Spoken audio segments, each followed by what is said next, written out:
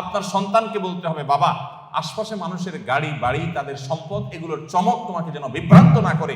তোমার বাবা হিসাবে আমি অসৎ উপার্জন করি নাই, তুমি অসৎ উপার্জন করবে না।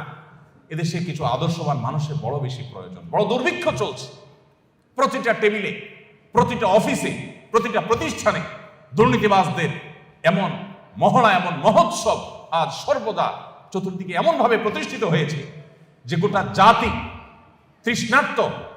তৃষ্ণার্ত মরুভূমি যেরকম পানির জন্য হাহাকার করে, কিছু সৎ নাগরিকের জন্য গোটা জাতি আজ হাহাকার করছে। আর সেই হাহাকারের সে অভাব নিরূপণ করবার জন্য কিছু ওলামায়ে কেরাম নির্লস চেষ্টা চালিয়ে যাচ্ছে। সময় তো অভিভাবকবৃন্দ, আমাদের সন্তানদেরকে মানুষের মতো মানুষ হিসেবে গড়ে তোলবার জন্য প্রথম লক্ষ্য হবে যে তারা ভালো মানুষ হোক। আপনার সন্তান পরীক্ষার হলে যাচ্ছে, কয়জন বাবা মা আছেন যে এই কথা বলতে পারেন যে আমার সন্তানকে বলেছি যে বাবা পরীক্ষার হলে গিয়ে কোনো নকল করবে না, অবৈধ উপায়ে তুমি কোনো কিছু আনসার করার চেষ্টা করবে না, খাতায় কিছু লেখার চেষ্টা করবে না, কারোর কাছ থেকে দেখে দেখে লেখার চেষ্টা করবে না, তুমি যা জানো তা লিখবে, তুমি ফলাফল যাই পাও আমরা অ্যাপ্রিসিয়েট করব। কোথায় সে বাবা মা আজ?